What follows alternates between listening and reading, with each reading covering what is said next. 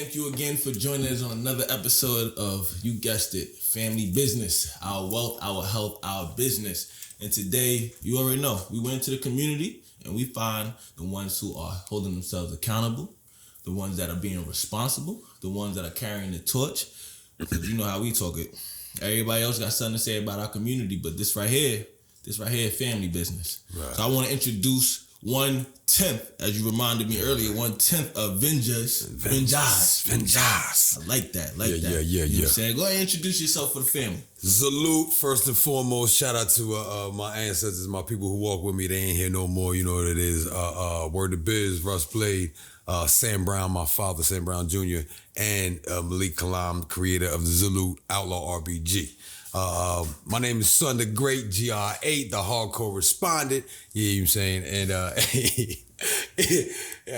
question asked earlier, would I look? Anyway, I'm so used to looking on my podcast right at the joint, so my apologies. But Sundiata the Great is my name. I represent the fifth element of hip hop. I represent proper propaganda.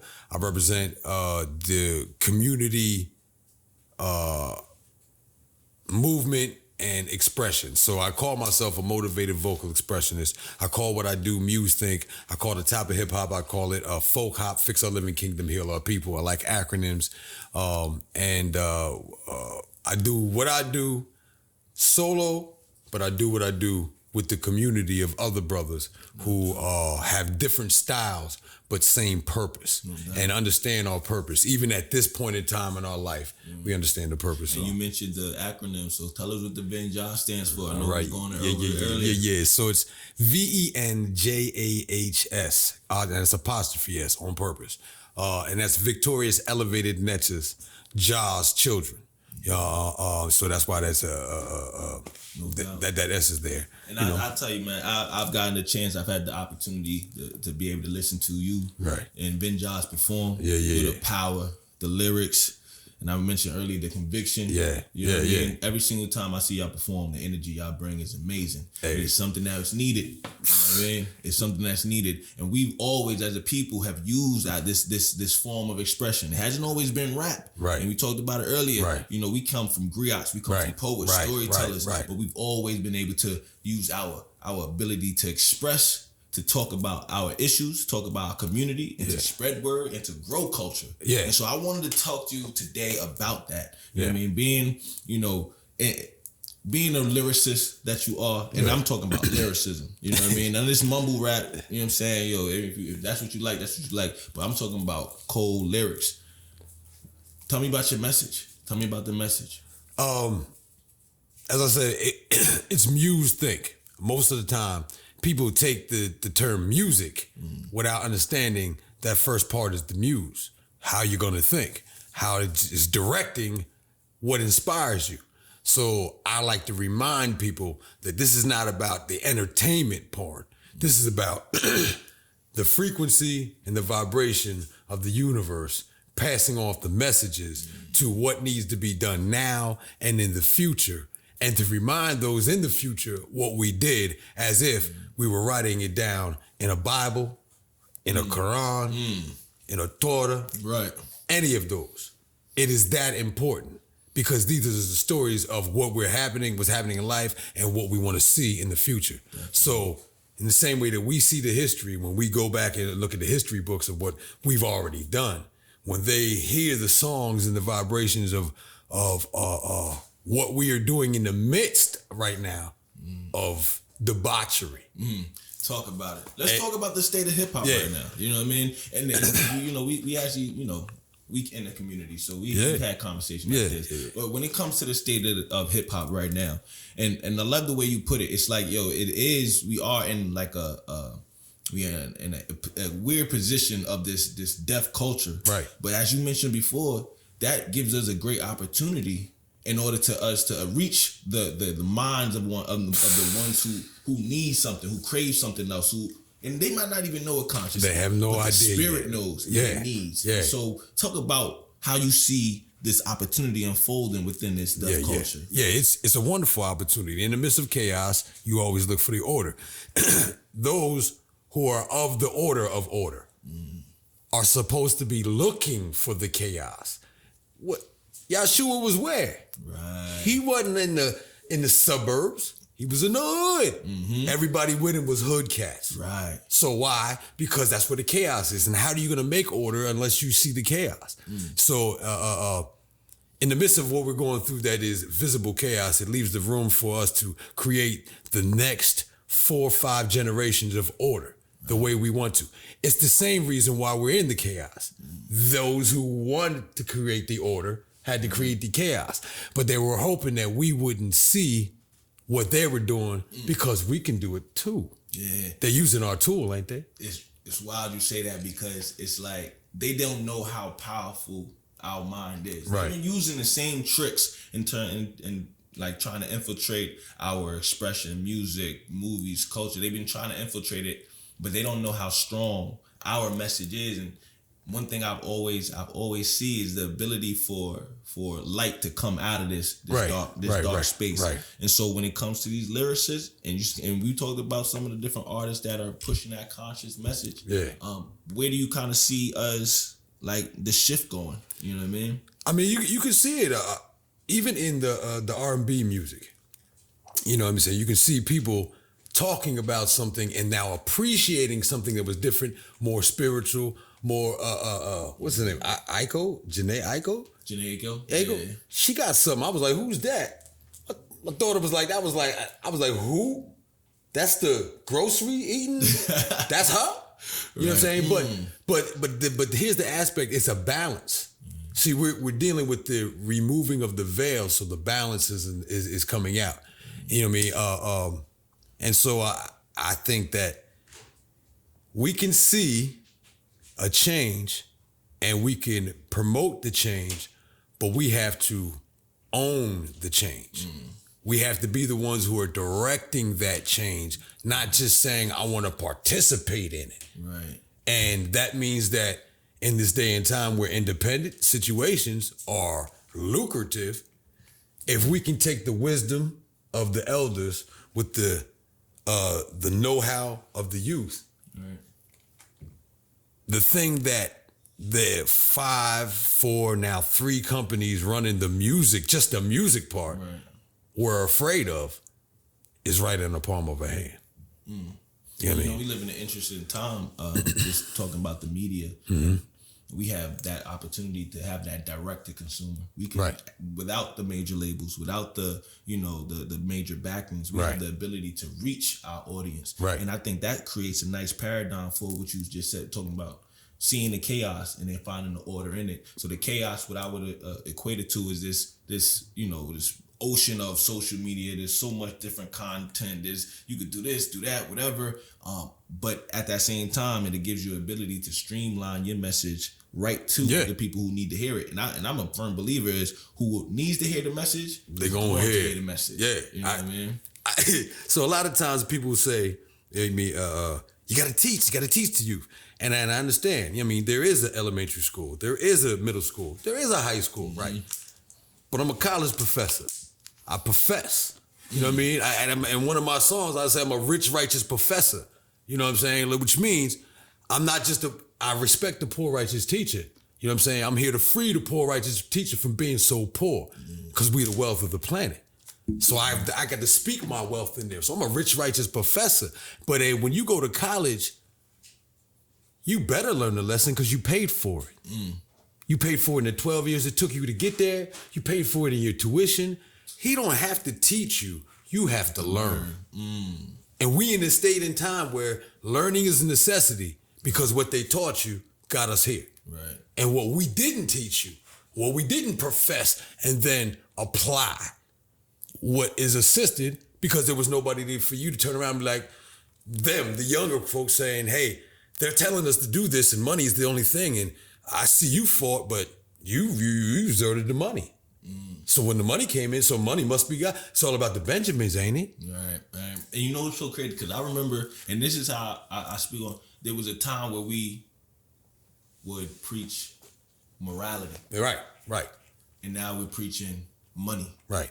And so that shift of morality to money, I believe, but now is opening up the opportunity for morality to come back because we see the lack of morality. We see the lack of order. Yeah. You know what I mean? And it may hit different generations different ways, but that lack of order, that lack of morality is leading to a lot of death. Definitely. We've seen the death of PNB Rock. Definitely. We've seen the death of Takeoff recently. Right. And so that is got to be opening up people's minds, at least to be curious about the content they digesting on a daily basis. Right. You know what I mean? So kind of speak on that, that agenda of deaf culture that's being pushed onto kids. Right. And coming from that music aspect.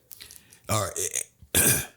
It's happening all over. We're recognizing this. We're not just saying that it's just happening in the music, and we're not just saying it's happening only in rap music. No, it's. But what I'm saying is can be applied to almost every situation where you're looking. They're pushing the death culture because the life aspect will lead us to liberty and freedom away from the control that they have everywhere. So that's the macrocosm. The microcosm is in the music. We control the trends of the world. Right. So whatever we say to do, one way or the other, the rest of the world is going to do something like that. Mm-hmm. If they control us, they control the world's trends. That propaganda is a tool, is the war. So our job is to look and see what we can do within the same ramifications of what they're doing this way. Right. But parallel. Before you go, I want to touch back on what you said, and it was so big. We control the culture. Right. You know what I mean?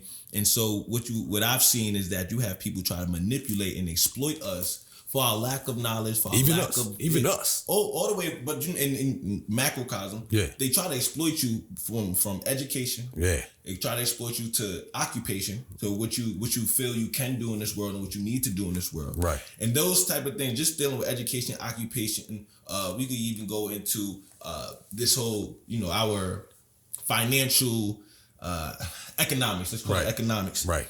What we feel, what we have to do, we have to go get this bag. Right. We have to, our education leads us right into that pipeline to being a worker or into prison or being manipulated or exploited in some type of fashion. Well, peep this though. Peep this. This is our natural fortitude.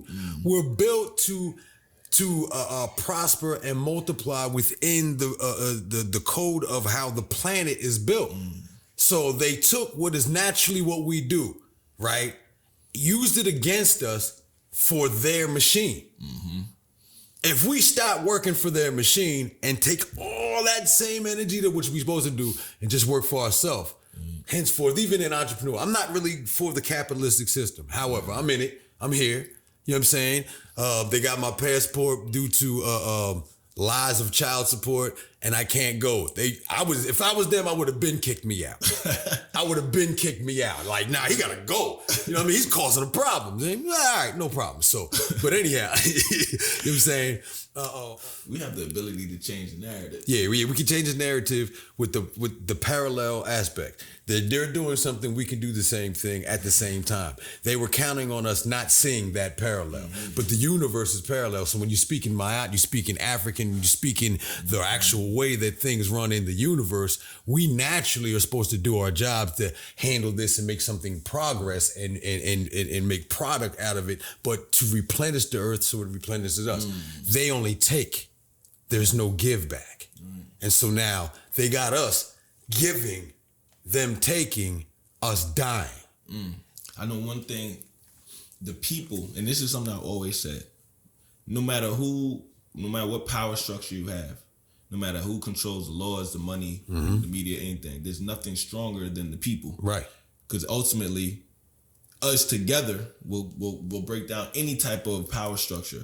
But I feel like that's why they try so hard to manipulate it, and they continually do it. Because, the truth only has to be said once.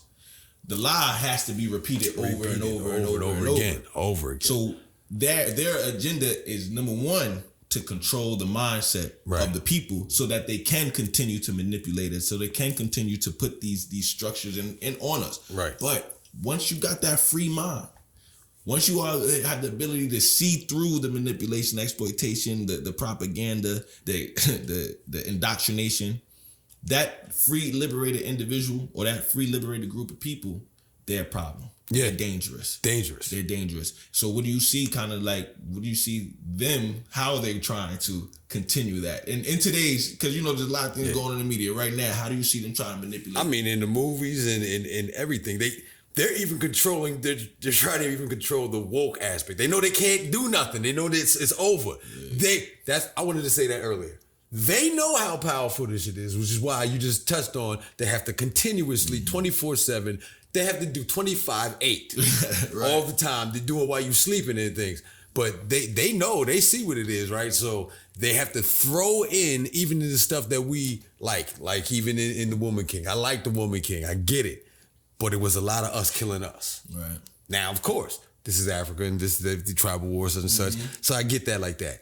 But there was other aspects you could have shown more because they did wreck the slave John. You gotta have more of that. You know what I'm saying? You only got that to the end. You know what I mean? Blah, blah, blah. So, but this is what I'm saying. They don't allow the real. Where's Desaline? Where's the real Desaline fight? That movie. You mean, where's the actual, where that's all they was killing? They're not gonna tell us history. They're not gonna tell us the true aspect of this. But this is where we have the opportunity. When I speak, in the music that I do, whenever I'm coming on the track, you know what I'm saying? Easter egg, y'all. I don't even like to use that term, but y'all know what that means. You know what I'm saying? So you gonna hear me say Desaline. And Desaline Media Pro is my music group / record label company type of thing. You know what I'm saying? We can't afford to give you the record label deal right now, so we're not gonna do that. I'm transparent. I don't like this, but we will help you rock the media. You know what I'm saying? Right. So we're applying the name into your subconscious all the time, so when you hear it again, well, who's this and what did he do? This is the only liberation we know from slavery. So I want you to dropping them gems. I'm dropping them in everything we do. Right. This is how we do. This is how we may change the narrative. How we can take control of that, y'all. And then we are pushing out our music. We are doing it. Everybody in the Vengeance is over 35 years old. We're mature individuals who not counting on the money from the rap to handle our business. But we get to make that money, let the money make us. Right now, the money's making them. They're living rappers' delight right now, but we the message. Not to, think about that though, because if I wanted to, destroy the mental, I would target the youth. Yeah, and the women. Oh yeah, because if you teach a woman, you teach a nation. But the thing about it is, they are pushing this lifestyle, these fashion, the high-end fashion, the jewelry, the change, the money, the fast cars, and they pushing it to people that are 19, 20, 21, 23, 24. They don't know no different. And we mentioned before, they might have not even been alive when Public Enemy was there. Right. They might not even understand what KRS-One was talking about. They might not, you know what I'm saying? So they think I can't even relate to this. They think this is just this is the lifestyle. This is the lifestyle. And it takes some maturity, some growth to actually understand, oh man, you know what? They actually pushing this on us. But when you get to a certain age, you understand the real wealth of life. Right. The real wealth of life is not in how many cars you could buy. And I say this all the time. The real flex is how many people's lives you can impact positively. Yeah. How many people's lives? I've heard you say it before, and I agree 100%. How many people's lives? Yeah. You know what I'm saying? When somebody, every day, you should be going out like, if this was my last day, I want everybody to know, you know what I'm saying, that I'm here on something proper. And universe, pardon me, bumps everybody else. Not in a negative way, but between you and the universe. Right. Don't you want the universe to look at you? So when you go see the universe, you can be like, yo, you see what I did for you? Man. You know what I mean? And right, but the money make them forget about the universe. Right. And this is the issue right now they have. So yeah, when I say I'm a rich, righteous professor, and you see, I got fronts, I got goals, they're not even fronts, I got goals. I got why? Because I got the goals. I could do that. But my middle name, Mansa Musa, I was running away from that, thinking, oh, I don't want to show that money and materialism. Nah, but I know I'm spiritually adept. I know where I'm at spiritually. Right. And that means I should have the ability to manifest what I want or need in my life anyhow. And that's big you said that, because, and I've had the conversation and I've had it brought to my attention, because you know, you don't want people. I don't rock jewelry. You know what I'm saying? Like gold, and I rock my crystals. I rock my, you know what I'm saying? I ain't gonna hold you. I had one gold chain. You know what I'm saying? But my thing is like, nah, don't go after the fancy stuff. Nah, don't go after the. But then someone says like, yo, we come from wealth. We come from it. Like, yo, these cats don't even know what gold until Mansa Musa says, yo, I got gold over here. He was throwing it. Yeah. He was giving it to everybody. Hey, here you go. You know what I'm saying? There's a story where he took a trek through to what is now Middle East with football fields of people all decked out in gold to show the wealth of the land. The servants was wearing just to gold. show them, you know what I'm saying? And so it kind of made me think about it a little bit different. Now, I'm still not the gaudy type. I'm not that type. But let the truth shine just like the lie wants to shine. So if I'm looking like these cats who are doing this other thing and saying what they saying in the debauchery, same rule applies. That's a lane. Oh, the shine made you look? Well, let me show you what the shine really looked like. Because when we started wearing gold chains in rap on some real, it was really on some, we kings. Right. You know what I mean? We got caught in the drug dealer situation, but the drug dealers was recognizing they was kings. They was trying to live the king life that genetically was encoded in them to do. Word. And this is what they tripped us on. I say this all the time. The fatherhood that we have has made us give up our manhood. Because the man that we would fight this system tooth and nail. But the fatherhood says we have to feed the family. So we have to work within the system, fighting it as we can until a family can grow. And then we should be training our families to be fighting the system, but we train our families to work within the system that we wanted to fight in the first place because we seen that it wasn't nobody else there. Yeah. So we've given up our manhood to make sure our fatherhood is proper and our children can live. But they just watched us give up our manhood. Now we just taught generation after generation to give up your manhood. How the hell, pardon me, are they going to see what manhood really is in the fight until it really gets bad? Yo, that's a wild that you put it like, because there is such a need for men to be men nowadays. But where are they learning? How they gonna be? Where are you learning that from? You're not even allowed to do it. Matter of fact, you know there's a war on masculinity. They call it toxic masculinity. Yeah. But masculinity, the toxic version of masculinity is the lack of masculinity. If you exactly. Because masculinity means that you put yourself in a position of duty. Yes. You put yourself in a position of responsibility because why you're a man and you have the ability to respond to it. You have the ability to respond to the callings of this world, to the I'm gonna elaborate on callings. You have the ability to respond to the threats, the needs, the situations, any situation you have the ability to respond to it. But what we see now is that a lot of men don't take the onus to walk in that responsibility. They rather pass it on to somebody else, i.e. the system. Right. Oh, I don't need to protect my family and my that's not my responsibility. You know what I'm saying? There's cops, there's welfare, there's this, that, the third. But as a man, divine masculine, it's your job to cultivate a space where you can provide and protect for the family. I like to make a distinction. I don't deal with alpha and beta male situations. And the reason why is because, first of all, that's Greek to me and I'm an African. So in the African aspect, I'm dealing with my divinity.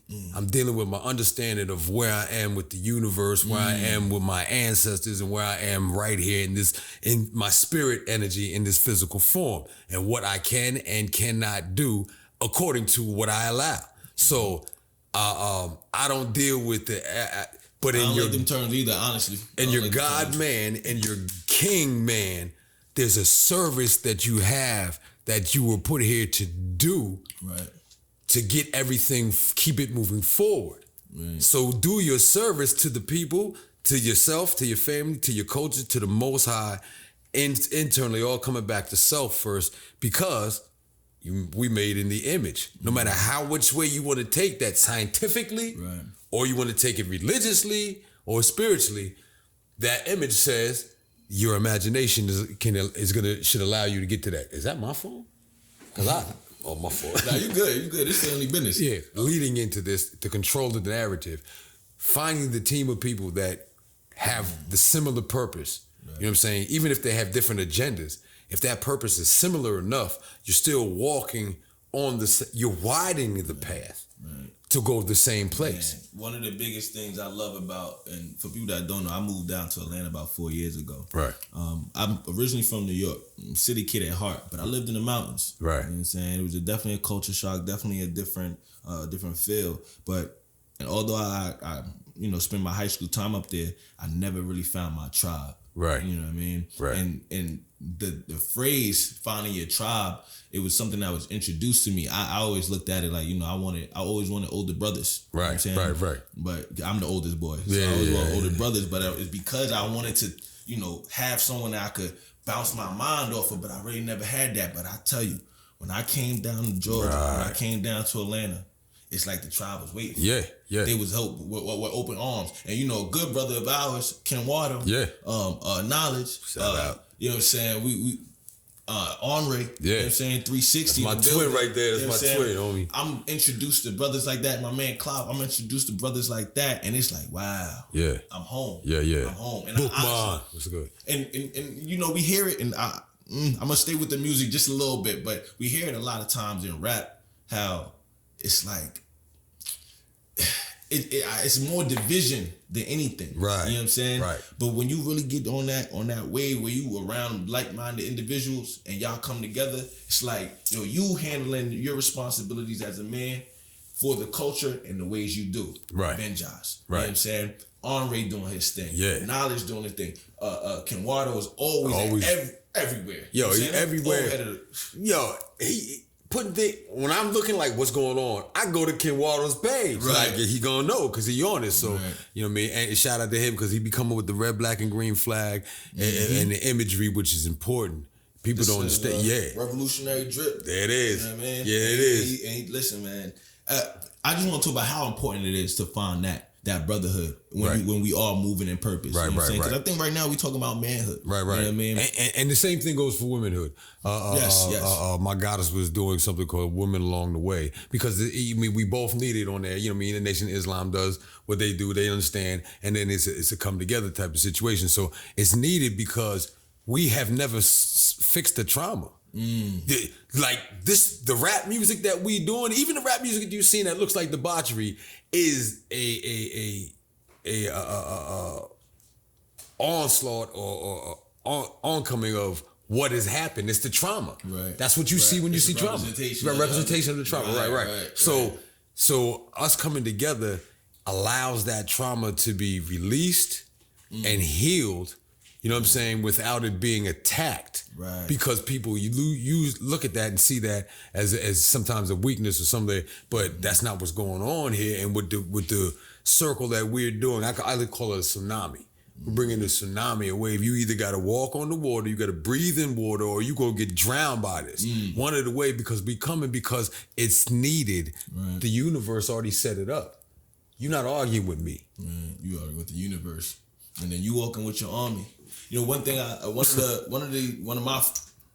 say, I'm into listening to the lectures of our scholars. You know what I'm saying? Not only listening to them, but reading them. Don't just listen, read, study. You know what I'm saying? Yes. But one of the Naeem Akbar, one thing that he was talking about was we learn how to be a man and we learn how to be a woman through the group experience, the group experience, being around other men, being around other women. And so it kind of comes to a point where, okay, we have this rap music, that the debauchery, that expression that's kind of tearing us apart. And we talked about not knowing what it is to be a man because our responsibilities have been so skewed through their medium, their media. But let's talk about what it means to be a man and how we get to that. And I believe it's through that group experience, being around other men, and be around like-minded other men. And I don't want to carry on too long, but I heard this thing, right? They said the way you change the habits of a dog is you put him around other dogs. So if a dog is pissing all over the house or he's messing up there, put him around other dogs who are disciplined. Yeah. He'll develop that discipline by just being around. Just being around. You know what I mean? It's just what it and that discipline part is the holding each other responsible. Excuse me. we're dealing with the molestation of children, the beating and abusing of women, the alcoholism, the drug abuse, and excuse me, even the poverty aspect, because we haven't dealt with the community aspect, what we naturally genetically come from. Right, that community. So bringing in the community, even with this group, you know what I mean, was about, I put an album together, I had features on it, these guys, I'm listening to them, and part of me, this whole time, it is the super group Vengers. No doubt. And then when I hear y'all on the mic, brother, it's definitely epic. And this has to do with creating the narrative. We want you to recognize that we are dealing with supreme hero tactics. We're dealing with superhero things. We have survived things that have killed everybody else. We beat the monster and the beast down. And sometimes it gets to up top, but we come back and pull out our superpowers, and we are here showing you in the lyrical fashion, showing you in the words we're saying, and then the action behind that by just still being here while everybody you know is dying. And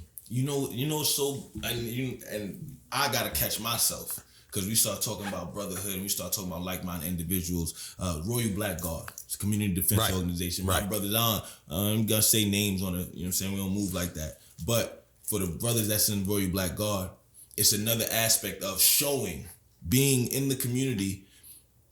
We are all armed and ready. Right. Let's just put it like that. Right. But when you see us armed and ready, it doesn't come from a violence, kill mentality. It comes from a protect. It comes from our responsibility is to protect our community. So we must be able to meet action with action. We must be able to meet arms with arms. And that's what we're saying about. But that seeing that in the community, and then seeing the brothers on the stage talking about this, that creates that environment. Exactly. You know what I mean? Exactly. And I feel like that's that responsibility and accountability we hold with each other. And you know what? People say that it's too rough to do a revolution or do something. It's too rough, but it's really not. It's just the simple things. It's really the real revolt. And I say this all the time: revolt or die. I got a show called Hard Correspondent Podcast on Do the Knowledge Radio. I just want to say, I forgot to say it, but I plug. But on the joint, I'll be saying revolt or die, and people go ahead. But revolt has a double meaning. It's be re-energized by your ancestors and what they've been through. Get that revolt. But then also revolt from everything colonizer told you to do and you thought was right. Stop doing it and hold it by attrition. Win the war of attrition and you win the fight. Because when you combine the resources and remove those resources from their accessibility, not even control, accessibility. If they can't touch it, there ain't no control. We've always had the control over it. Right. We think they have the control over it. We've been the moving force. Right. We've been the moving force since the beginning. Even the cobalt on your phone, we mine it. Right. So we stop mining it. Who going? They not gonna mine it. First, we could go back to the rubber. Yeah. In the days of when the Congo was going through with King Leopold, we had the resources that moved the world. Yeah. They had to go to the Congo to get the rubber.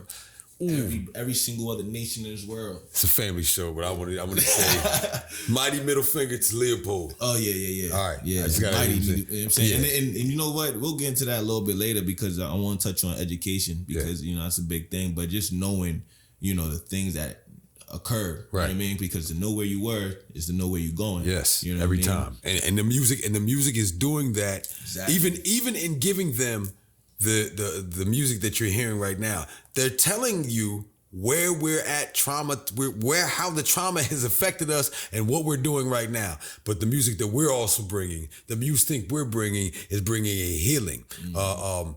Killer Priest coming through. We got Killer Priest coming through. Who's Avenger? That's one of the 10. No doubt. He's Avenger. No doubt. You mean you can check out his show. He'll let you know he's Avenger. Anyhow. And we're honored for that. But he has his album out now called Mr. Universe. I heard something. Mr. Universe, and it's in 432 megahertz, which is the vibration of that the body's supposed to be at to get your optimal healing. Yep. So the whole album is in this, You know, you see what I'm saying? This is the type of thing the resurgence of what it was bringing. I remember when this was here before. I remember how it affected us. I remember what effect it had. I know that the system in society did not plan on it happening. That's why she put out the message and made them put the message out. Fast forward, Public Enemy, fast forward, X-Clan, fast forward, Dead Prez, fast forward. Oh, wait, we still here. Right. RBG, Outlaw RBG, this is here. What does that mean? Which is the key to me. I want you to understand, people be like, I'm RBG everywhere. I'm spiritual, I'm esoteric, you know what I mean? I understand I'm metaphysical, I get there. But understand the key to what it is in this shell right now is RBG. The secret is in the blood. It's in the same blood that ran through everything from the beginning of time. The power is in the melanin, which is connecting us to the rest of the universe. And if you don't have it, you're not connected. So I'm not listening to anything you got to say about the universe. And the land is ours to build with and work with, live on, live with, replenish, and be replenished by. Tell them about it. Tell them about it. Yeah. These are the only answers that you need for all of life to exist on this planet. Right. Yeah, I feel like they've complicated things to the point where it's such a cesspool of just superficiality. But if you get down to the basic, if you get down to the core of it, that's what it is. Yeah, it's the blood, it's the land, it's the skin, it's your people. Yeah, it's your people. And the melanin represents this, not just the skin tone, not just the people, but it represents the messages of God going through your brains. Go talk about it. Let's talk about it. You know what I'm saying? The melanin, the pineal gland is the place of God. You know, for my Bible people, it's right there. He says it right there. I seen God in the pineal.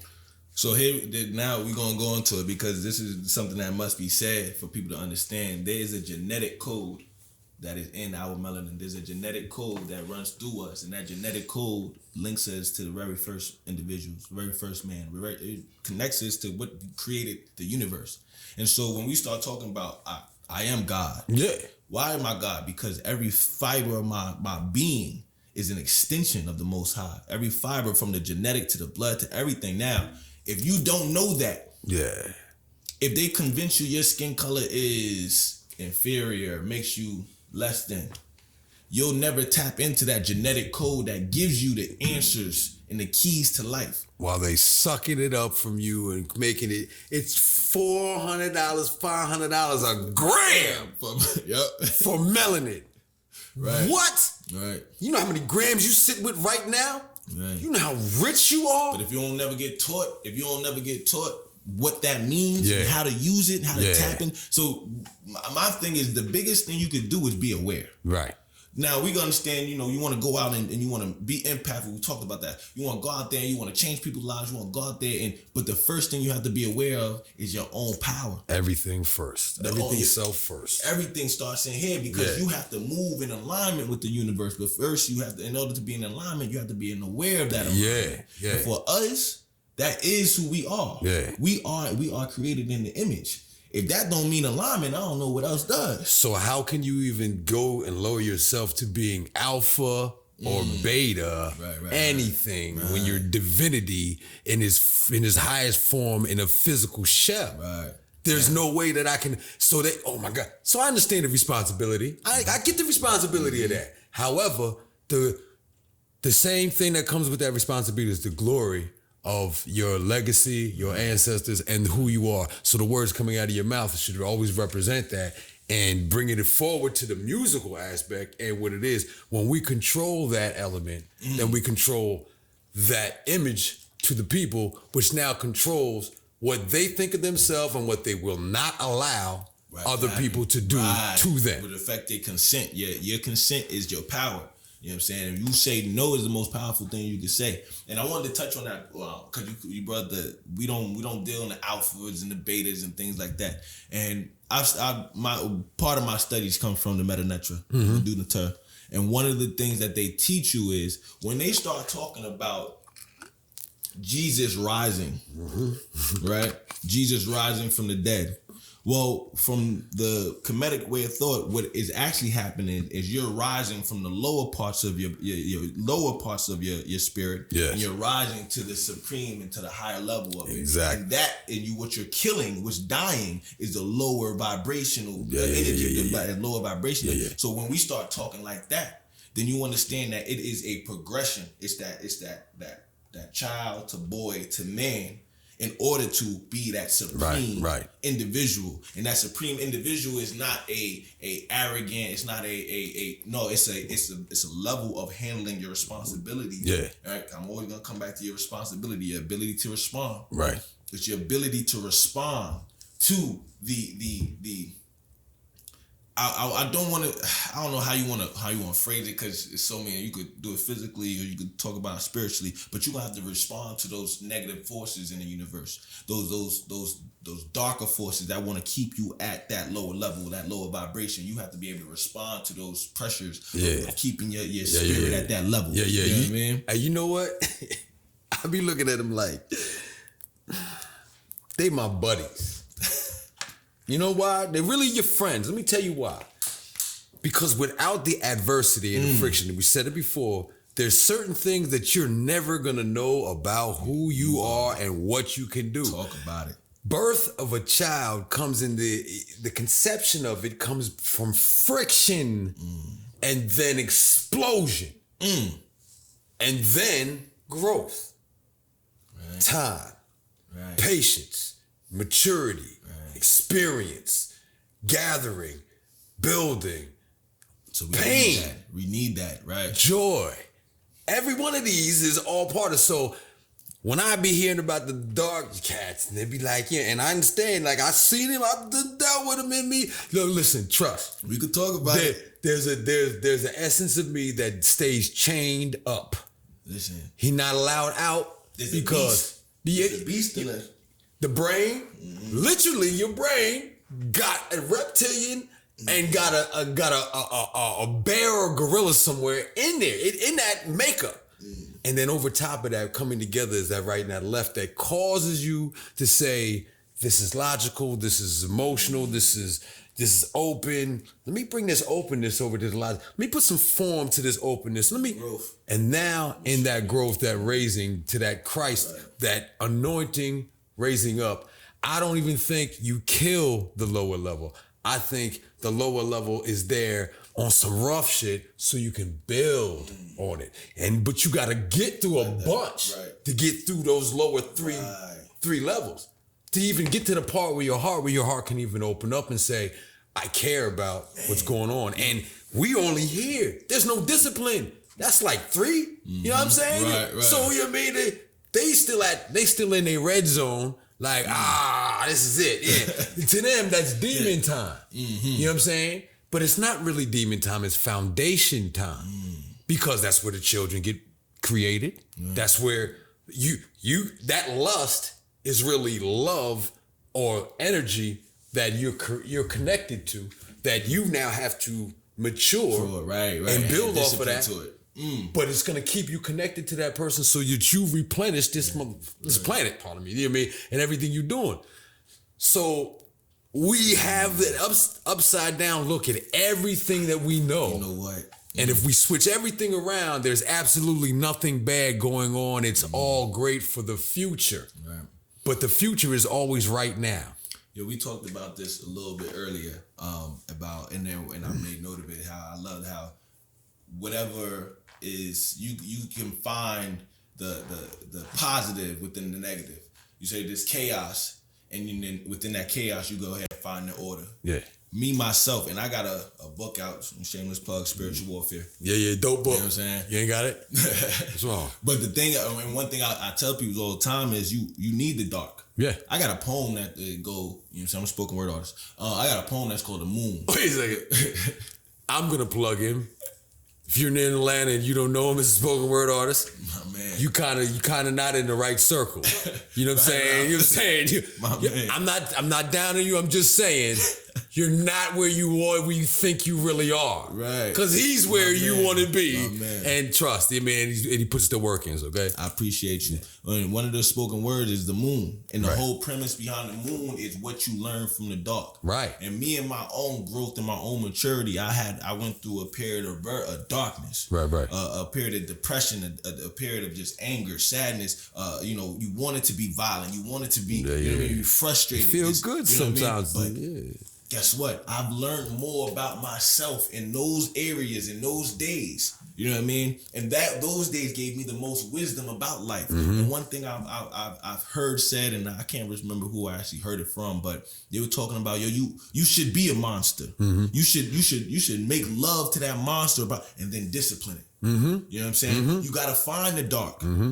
Understand all of the don't hide behind love and light, because love and light is not all this universe is made of. This universe is made of darkness just like it's made of light. You can't separate the two. You have to have life and you have to have death. You have to have love, you have to have fear, you have to have darkness, you have to have light. It's really duality. But in order to understand one, you gotta be able to understand the other. Everything, the whole principles of the universe is built off of this duality. Exactly. That the current agenda is trying to rearrange and change up.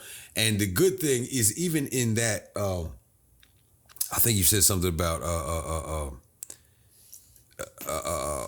being able to grow, and love is not just, love is painful.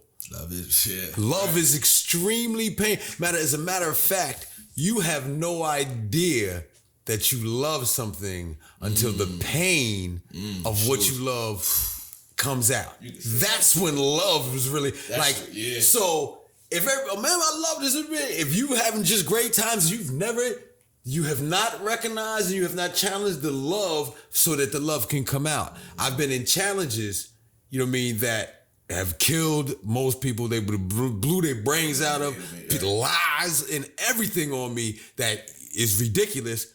But I knew that I was true. And I knew that if I stayed true, and whoever stayed true with me, I got you. But I'm glad this happened so I can see who it is right now. Because I'm finna do something right now. And it may have taken this long for it to happen. But if you study the name Sundiata, or even Mansa Musa, then you understand that just in my name, it took years for him to even walk. And then he had to go and come back and get his stuff. And if he doesn't come back and get his stuff and leave after those years, they don't even have the goal that Mansa Musa took years later. So everything is the process. And in that process, I know that, you're here to help me. And when I fight you, that's what it was, the monster part. I'm a personal trainer, world-class championship personal trainer. Shout out to Daniel Jacobs, WBA middleweight champion 2014, my client. Anyhow, but in it, we never start with what you have to do. We always start with the win. Put your hands up. It's how you come into the gym, with your hands up. You won already. The rest of this is building up until that point, until it's time for you to get in that ring, and then you won. So if I'm always thinking the positive thing, even the negative is gonna help me. So in the training, this is painful, but the pain that you're going right now puts the pain on your opponent when you're in the ring, because now you done survived that. That's truly understanding the duality of it. You know what I'm saying? It's a necessity. Muscles get broke down to be built up. Right. So once you know this about it, and everything's a microcosm of the macrocosm, as above, so below, this thing's simple. This is life. Yeah, so okay, this is what it is again. So whenever the bad time comes, the first thing I say is, all praise to the Most High. Thank you. Ancestors, thank you for this opportunity. Man, listen, I want to cut you off. Nah, Bill. I was just saying this the other day. When something come up, it's like, thank you, Father. Thank you for the challenges. Yeah. Thank you for the obstacles. Because without you, I wouldn't know what I was able to overcome. And then thank you for the answer. Because in the obstacles, the answer, the problem is always the solution. Right. It's always the solution. And you the problem. You only have a problem because of what you going through. And so that leads into even the hip hop. We only have a problem with this music because of what we think we going through. We think we poor. We think we need their money. Right. We think we need their clothes. We think we need their validation. Right. But when we show you that we revolt and we don't die, they're killing you anyhow. Right. But when we do what we do, and we still here, and we've been here longer than you. You don't need them. You don't need none of them. We all we ever needed. Right. We all they need. Right. It's Black Lives Matter to European Americans and Europeans and Caucasians and colonial individuals because everything they've gotten and they live off of came from a black life. Right.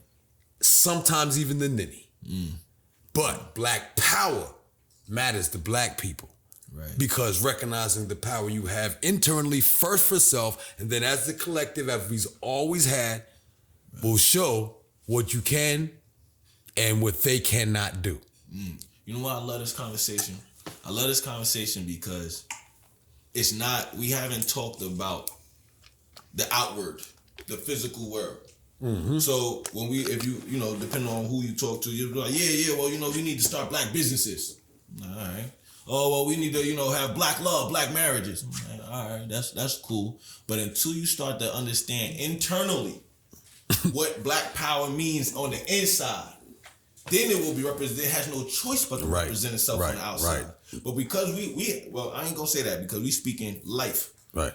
When we get there, when we get to that point where the power we know it is in us, we represent. That's when the marriages start to click. Because I don't want people to get married just for the sake of, I'm married. Right. No, but I need you to bring into that marriage the same power, the same love, joy that you already found in yourself. Right. That you already represent by being you. When we start talking about black businesses and black resources and black structure and things like that, what's the point of building a black city if we don't have the love within ourselves that's going to fuel that city? So, and then on the flip side, our pain, our anger, our frustration, it fuels their society. Yeah. So our hate for ourselves fuels them. So our hate for ourselves fuels this European power structure, as you put it. And I love how you put that. Yeah, man. Our black love is going to be the one, it'll be what fuels the black power structure. Now, peep this. We have always been a reminder to the continent of Africa about what the continent of Africa has done and can do and how powerful it is. Because the colonizer hit Africa first. Right. So when the music reminds Africa the unity that these Africans, these diaspora do here, if we can do this here in their mind, then we can do this here. Right. When we do this here, it's automatically going to happen over there. But it's inevitable. And when the Pan-African situation really comes and connects, the African thing really, and then they push out the neo-colonialists and they take back over the resources, we're already connected with the thing that is functioning and running the rest of the planet. Right. We now have the backing of the continent that controls the planet. We are the diplomats of the controller. You know what we are in the Bible? We Joseph. One that got sold into slavery, but eventually ended up running everything. So how important is this music and the control and the whole aspect of what we're doing? And it's extremely important. But it only happens with the responsibility in your words, then your actions. Writing just music says that we don't just know, we're not just woke to it, but we see it and make the right, correct movements at that time, whatever that may be. Oh man, it's Knowledge Born. Peace to Knowledge Born, do the Knowledge Radio. Check us out, knowledgeborn.com. Killer Priest, Dr. Inky coming. Anyhow, oh, you got shout out the brother. You know what I'm saying? I'm on the platform and it's giving us, and this is how we're doing this. So we're pushing to make sure. Hey, I'm gonna get my thought back because the plug. Once we could reconnect with the continent. Yeah, reconnect with the continent. Yeah, and I wanted to one thing that happened the other day. I actually saw that they're doing a Black Star concert. Right. In where was that at? Where was that concert at? What? The Black Star concert. That's gonna be in Ghana. Oh, Ghana. Oh, Ghana. Yeah. So they're doing a Black Star concert in Ghana. Man, yeah. Erica Badu's on, a couple people. But what was interesting was not so much the names on it, but they would bring in that music that, connecting from the Black people here in America, connecting it to the motherland. And one thing I've always kind of stuck in my head, I was watching this interview one time, and the guy was from Africa, and they asked him how do Africans feel about the Black Americans, and he said, there's a group, there's some people who, they said there's some people who want to be more European than they want to be African. Right. He said, and there's other people that want to be more Muslim than they are African. Right. But then he said, but the real Africans hold on to the belief that the children that are here is going to be the resurgence, the bring back the glory of the continent. It's going to be us reuniting with the motherland that's going to restore the glory of Africa. And I thought that was so powerful. Hey, you see the duck pimples right there, son? You see it talking? I mean, Jim Jones is on fire right now. I gotta show it, you know what I mean? Because when truth is in the room, that's what it is. You know what I'm saying? It was Fela who came here in the 60s, learned some things, then went back there and changed the entire aspect of music to the point where now you have Afro beats, which is changing how music, and you can do so much with Afrobeat, but what the difference with the music and Afrobeats is there's music there. There's that vibration, that frequency again. Right. And Dr. Inky talks about how music is God. He can physically show you the vibration, scientifically show you the frequencies and vibrations have the ability to heal and to destroy, to build and destroy. You know what I'm saying? The only way you get to build and destroy in the math is before that is God. Right. God can build and destroy. You're not God, you can't build and destroy. But you got to be God. So how do you show and prove you're God? Build or destroy. The music build or destroy is music God, according to science. I understand that. Everything about this, see, we walk around thinking this is a physical world. Right. But everything is vibration, everything is energy, everything is frequency. And so if oh man. That's what Duty said. That's what Duty said. Duty said, and he was around for like 36,000 years or something. He was around for a minute. And so he said, this is what it was. And his wife said, follow these 42. The answers are, we already had the answer. We already had the answer. Man, listen, we could get on. That's a whole nother episode. But it is. But I mean, we in it because it's the character and content that we're bringing in the music that changes everything. So naturally, everything else is gonna happen faster than people think. Right. When the person, the church is filled with people who were filthy animals before they got to the church. The most zealot cat in the church was the worst dude, female, on the block.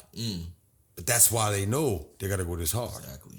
And so we're at that turning point where it's time for you to understand where that's that shift that we was talking about. We've gotten to I love this word, this precipice. Precipice. It is a wonderful word. Precipice. But it basically is that breaking point. It's that point where you must change, because if you don't change, you'll lead to extinction. But we don't die. So what we're really talking about is we're coming to that point of, I call it, and I like the way you put the macro to the micro. There's a universal shift that is now funneling down to us because we are so connected, because we are in alignment with that, just who we are. Right. There's a change that's going on, a shift that will eventually play out in our physical representation. Right. And see, like you said, it can happen just like that. Because just like vibration and frequencies, there's no times. Yeah. You know what I'm saying? Yeah. The universe operates outside of time and space. Right. So when it's time for change, you can see the change. Now, I'm going to try to segue that, and I'm going to talk about Kanye West. All right, hold on. So Kanye West, right?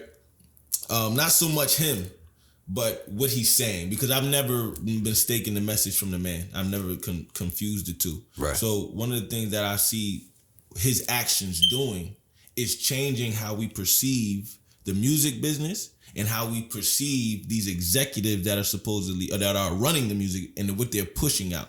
So when he starts to talk about, and follow me down this rabbit hole real quick, but when he starts to talk about being exploited, so to your casual listener, you know what I'm saying?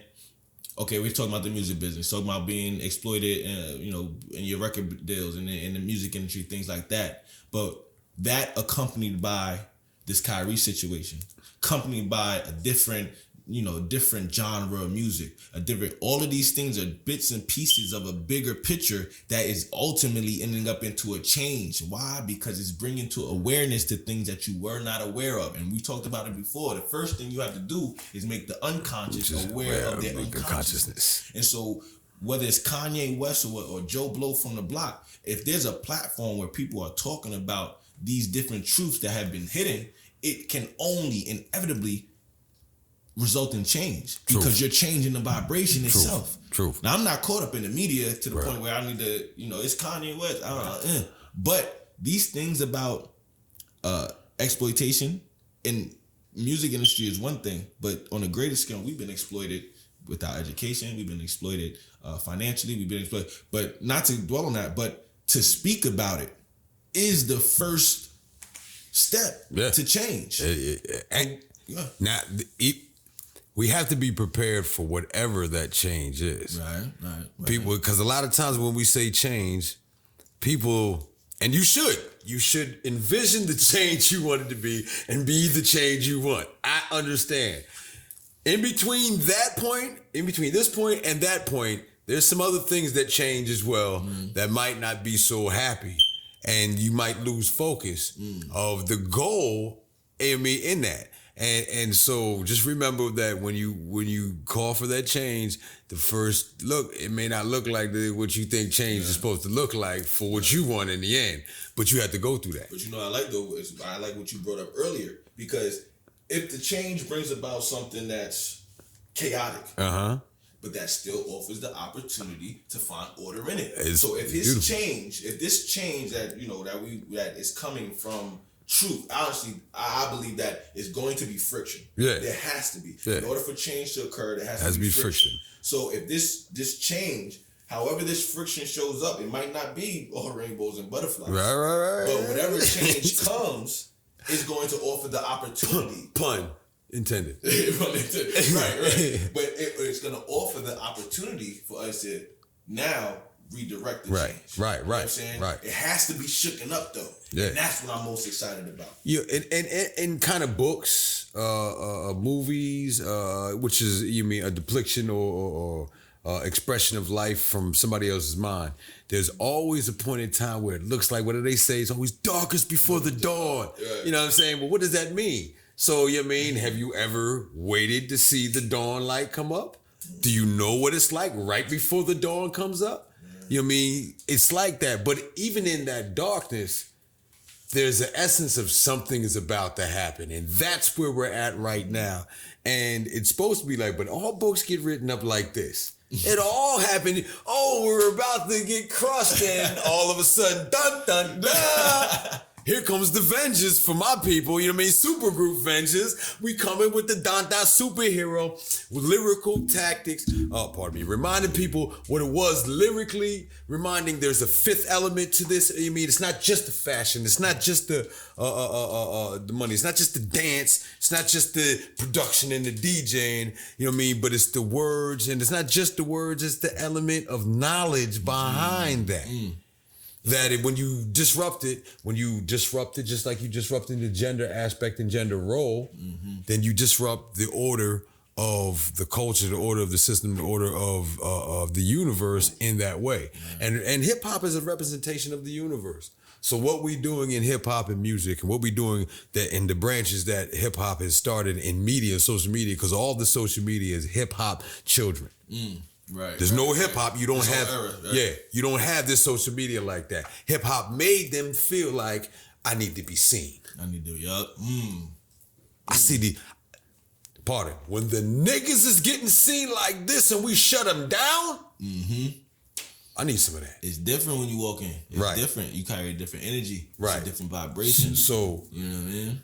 So I guess I say all that to say we are the change that we always wanted. We apply that saying to our life and into our music. We're applying that by coming into even the industry aspect with the gods of Do the Knowledge Radio, who's been on 7 years, 3,000 shows, then interviewed mad people, everybody.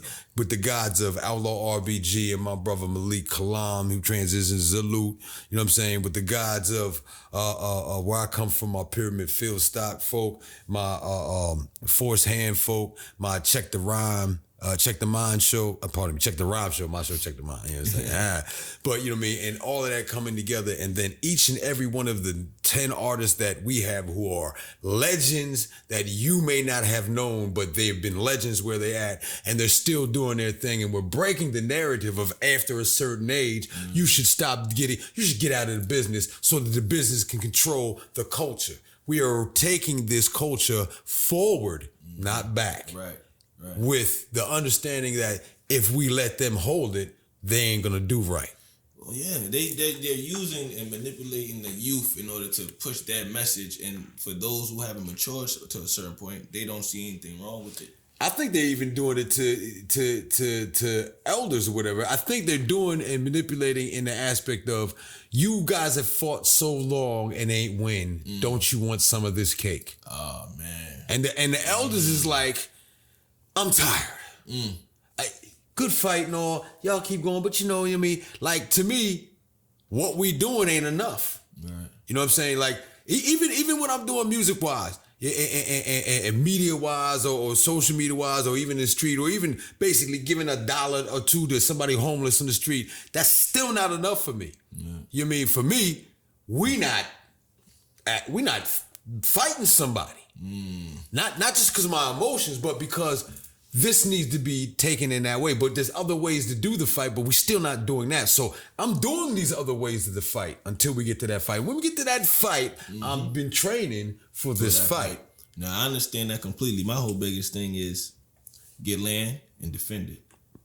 So when we get the land, when we get our resources, you're going to have to defend it. I'm not going to say what we promoting violence. What I'm promoting is violence for violence is intelligence if done in self-defense. Malcolm X. You gonna tell Malcolm he was wrong? Right.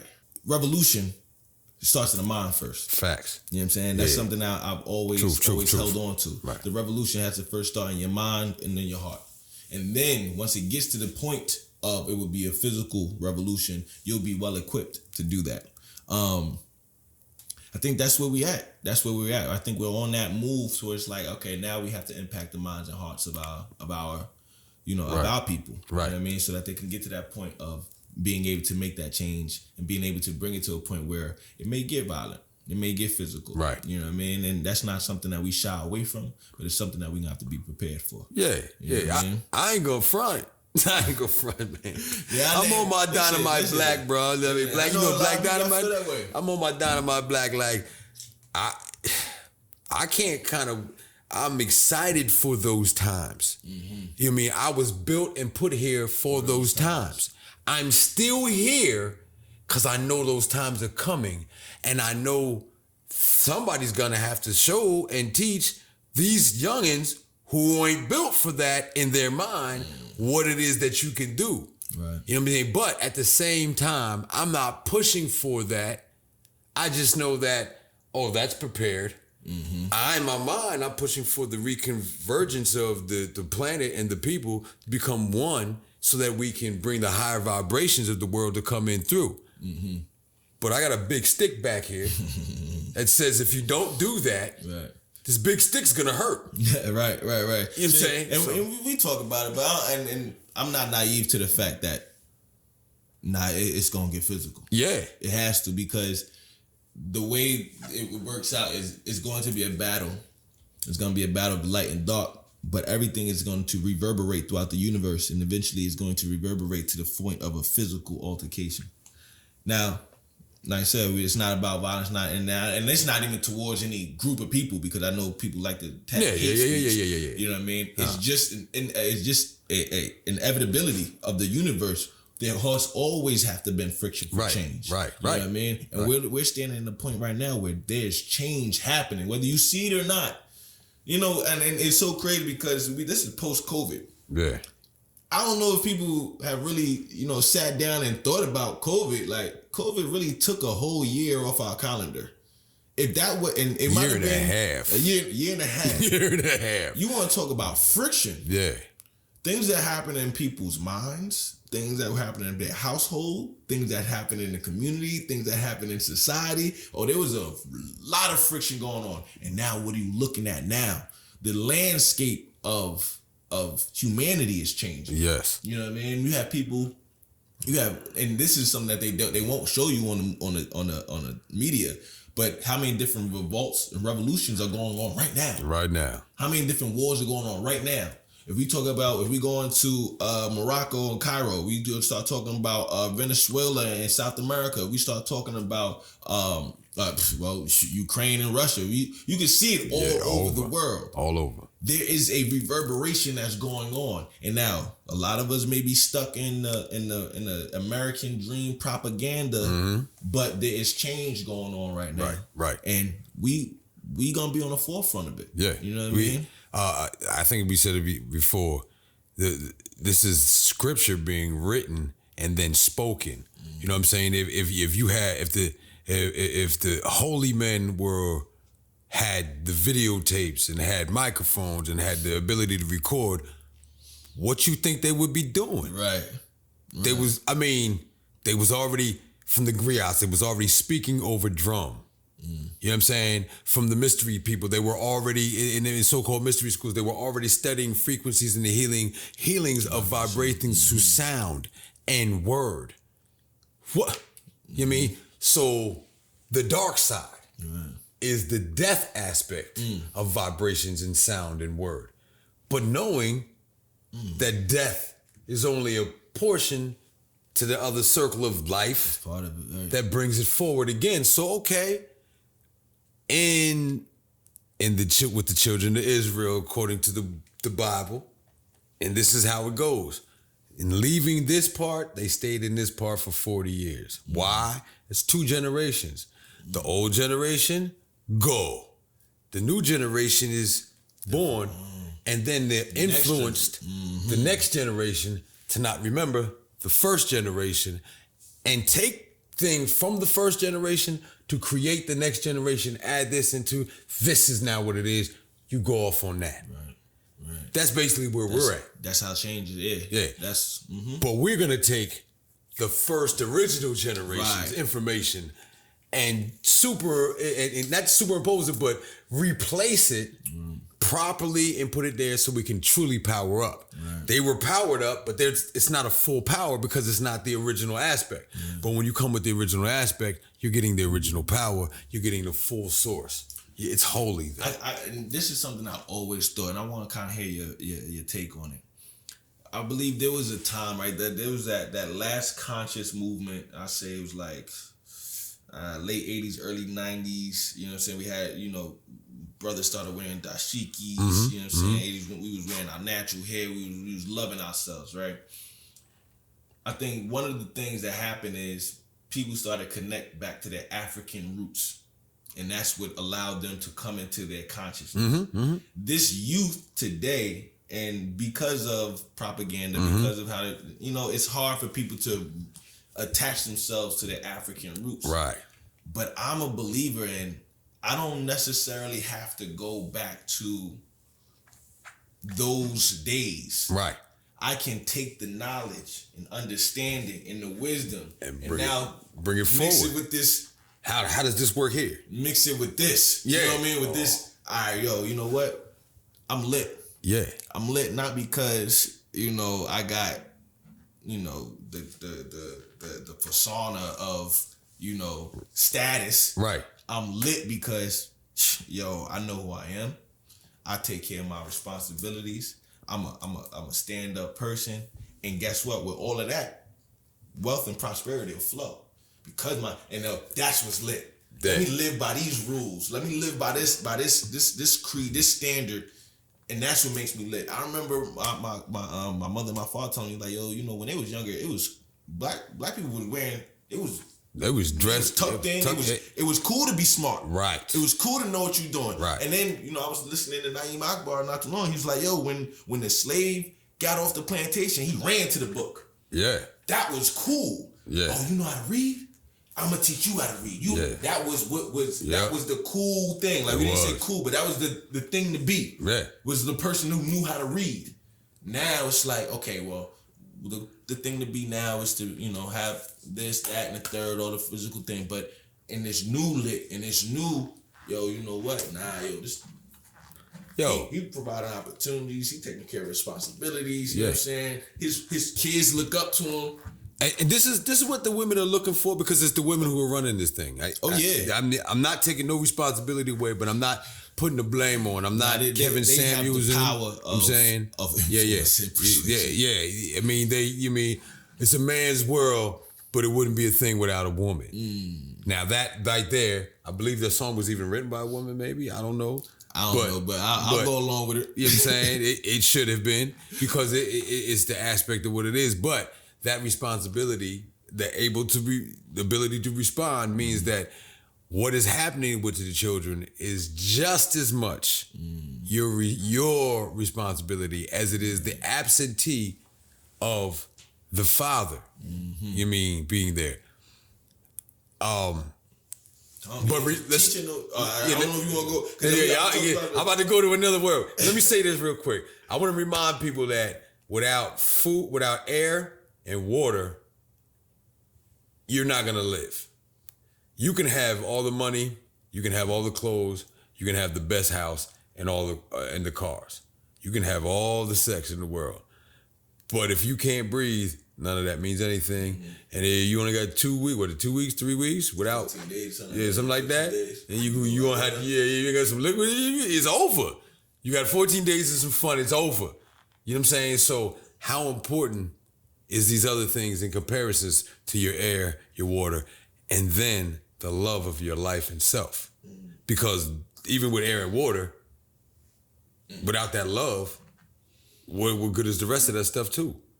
And if you think you love that, but you don't love you only piling on to the hate of yourself. Yeah, you're not the complete potential of who you were made to be without the love of yourself. You know what I'm saying? So that's the importance of why they need to reach into their African heritage, even via their American original heritage. And what I hear a lot of people separate themselves with is, I'm not African, I was originally here. And I like to remind people that even if you were originally here, everything started either in Africa or equator-ish. Okay? But it's the melanin that connects everything, because you don't live without melanin on this planet to start off with. So even if it's not Africa, it's Melanin Nation. And that richest aspect of the melanin that we can go back to is Africa. But why would you not want to go with Africa to help supply your status here in America? Right. I get you. When the African is backing you, saying, yeah, we've been going over there before y'all was there. We've been here since such. And yeah, these other cats came, we knew this and that, but whatever, we build it. Why? That doesn't make sense that you don't connect to that unless you're looking to separate on an agenda aspect. Right. I read a book once called The Illuminati Trilogies. Read all 3 of them. There's 3 books in one. Read all 3 of them, Jones. Get to the end of the book. Spoiler alert. Because my people are more important. In the end of the book, the dude who was running the whole revolution, rebels, is in the high council of the Illuminati in the first place. It was his job to create the friction so they could create the next order or whatever was coming. Right. So that just opened my eyes to, everybody. I mean, Baba Baruti talks about you can't trust anybody. He said, shoot, don't even trust me. You know what I'm saying? I could be an agent, but that's how you have to go into it. So, but just because they're an agent doesn't mean they don't get used too. Because as their team is using that agent against us, we can use that agent against them. We can, you know what I'm saying? So this is where we're at with it. We have to use every aspect, you know what I'm saying? Even having this conversation might be too much for the enemy, but at the same time, the enemy know because they're using these tactics. You know what I mean? These cats know who I am. I told them who I was in 97, 98. You know what I mean? And then again in 2004 with Jay Electronica in the other room and brother Ali Muhammad and doing my paperwork, 2001. So they know. Right. But the point is that they're not bigger than the Most High and me. Right. What are they gonna do? Kill me? I got 10 children. That's not in the, yeah, bro. I like that. You know what I mean? Took care of that. Yeah. It's me. Doesn't matter. It doesn't even matter if they talk to me ever for the rest of my life. I'm genetically encoded in them. And when it comes time, the me and them is gonna do what me and them would do. I feel you. So I'm completely unafraid of anything that you could do to me. I'm black in America. I've been locked up before. Mm-hmm. You know what I mean? But I don't accept that anymore. Right. I accept victory in only thing, and I only kind of look for that, which is why I go to that. And it brings us to where we're at in this time. We are in a problem time, but the problems are good. Mm. Oh, you know what I mean? I get to a job that I used to do moving jobs, right? House full of shit. Nobody likes to move. I love it. Yeah. You should call me. If you're doing a move, call me. I love it. You're going to have to pay me, though, but I love it. I'm good, though. But I look at the house like, this house is full, that truck is empty. Mm. All I got to do is get this house and that truck. That's all I got to do. And you're going to pay me to do that. Mm. But what I get out of it is patience, a workout. I'm taking care of my family. I'm taking care of another family who don't want to do this. Right. And I'm doing a deed. So as long as I'm doing a service, so this is the mentality that we got to do. People are making music because they just want to get the money. I remember artists back in the day who were super nice, but they stopped because they wasn't doing it for the right reasons. They was doing it for their ego. But if you're dealing with your God character, ego is only there as a warning to what could happen. So what? See what I'm saying? Once we get our people on this, and not just our people, and when I say our people, I mean those who are going to travel on into the future through their children and being in the right proper way. I want to remind people that in the Haitian win, there was Germans and Polish who was them French up, killing them, the same way the French was killing the Haitians. Mm. And the Haitians let that rock because they recognized 15% of these Europeans have a pineal gland at work. Mm. And so now that takes the race card out. Right. Because we're talking about pineal glands working, because the melanin, which we talked about, I want to get to, is what starts the whole creation of a being in the first place, the pineal gland and the nervous system. And so what you think is going through the nervous system, it's melanin, passing the information, making your body move, making everything. So this connection is the reason why they have a problem. And this is really the black against white. It's pineal gland functioners against non-pineal gland functioners. One thing I always say, because you brought up earlier about the, some people disconnect themselves from Africa, and they, I'm indigenous, I'm here, you know what I'm saying? One thing, I don't separate, when I say this isn't my land, I don't mean physically, I mean psychologically. Right. I mean that the mindset that we were birthed with, the communal mindset, the understanding of life and how you treat life, that is not we don't treat it how we supposed to treat it here. And that's why this not my home. Not because the land is not my home, but the ideologies that run the land, the law that runs the land, the philosophical theories that run the land. Yeah. It's not my home. It's the same. We from the same soul stable, God. You know what I mean? On some real, because that's what revolt mean. People just think I'm talking about physical revolt. Oh, how you gonna do that? You don't have another system built up. First of all, we do have another system built up. right. We have a system in our bodies built up. Anybody that tell me what we don't got, you're not on the team. You know what I'm saying? Because if I'm coming to anybody with the plan, they're not gonna tell me. If I come to you, then you're not gonna tell me what you don't got. You're gonna be like, yo, how do we make this work? Right, exactly. So how do we? If you ain't talking how we make this work, you on the other squad. On the other squad, you working for the other team. Right. No matter what, we working for the other team because we use money. It's a necessity at this point in time. But we're double agents. Right. I like that. You see what I'm saying? About to do it. So you know what I mean. So it's like these cats though, they on the squad. You know what I'm saying? They like, yeah, money. We chasing that bag. We doing that. Whatever you need me to do for it. Da da da da da. You want me to take off? Mm-hmm. Take off. Right. You want me to? Mm-hmm. You know what I'm saying? Nipsey. You want me to get rid of? You know what I mean? The hustle. They'll hire one of us to kill one of us just to say it was one of us. And they'll do it, and there's people that'll do it because they're stuck in that. Oh well, the blood between us don't matter. That money.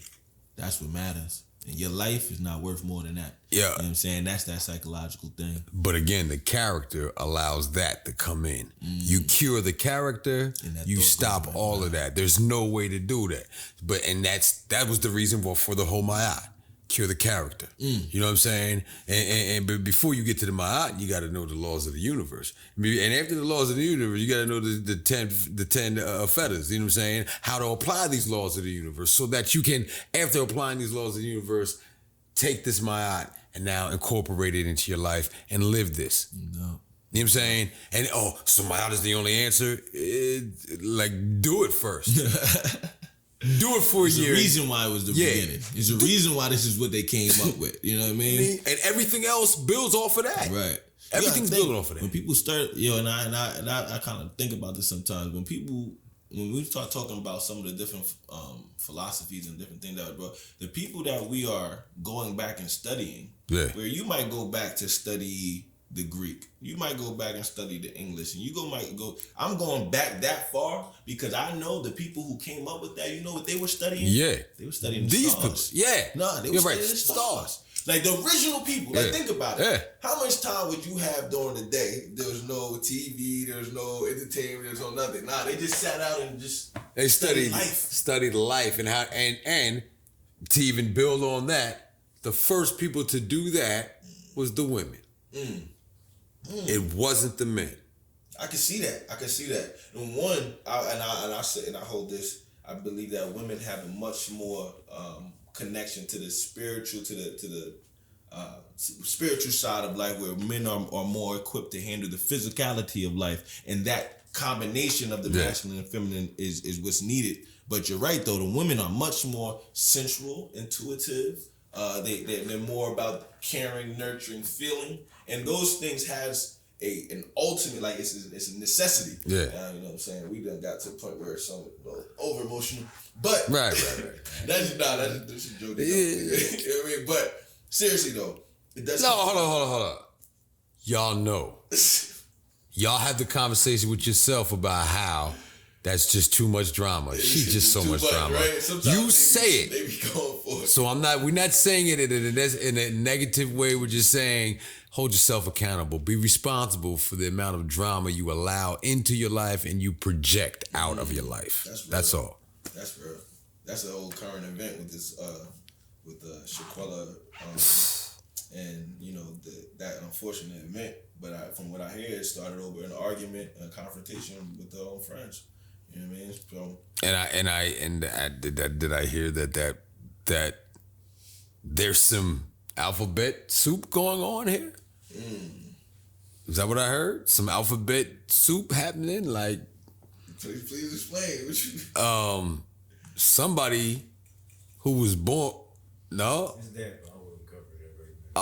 Oh man, like he's hey. Is her father? No, it was. One of Dave Chappelle, the alphabet people.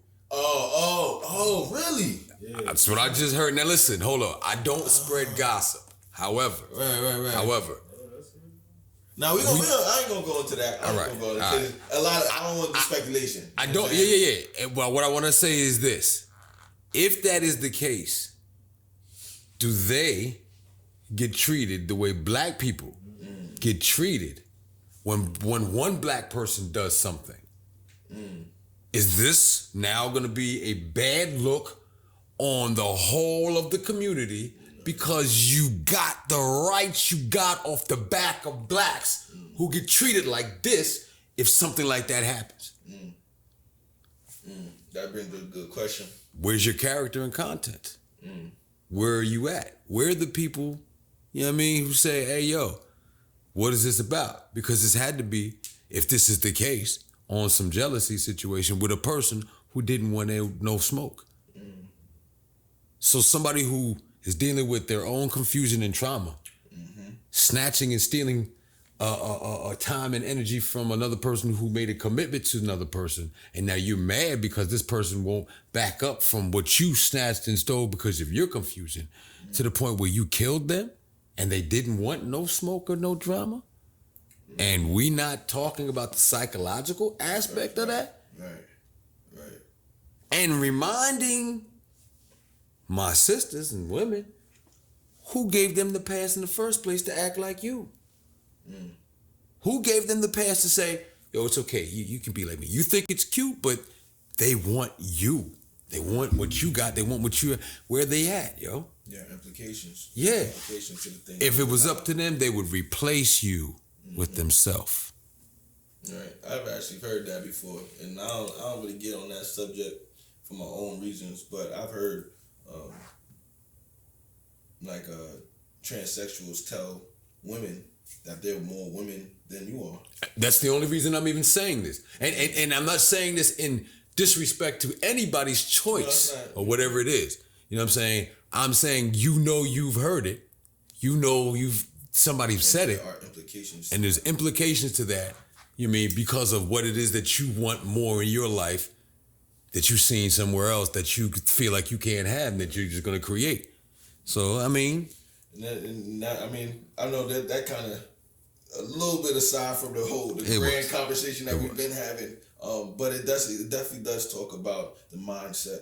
Yeah. The mindset of this culture that we're living in. Yeah. You know what I mean? Whether cancel culture, deaf culture. This is what I'm saying. It is a cultural agenda that's being pushed on it, and what it is really feeding into is it's feeding off of confusion. Right. Confusion and insecurity, and that's how the devil works. Right. So I'm not saying that the LGBT is the devil. I'm not saying that unless someone specifically that I'm saying internally within yourself. Internally, yes. It's always, the devil is always internal. The devil's not the devil on the outside. Even my bust shots at the devil, I'm talking about busting them demons and devils internally first and foremost. Right. So you can even see who the devil is outside, so you know who to bust. So the devil is inside.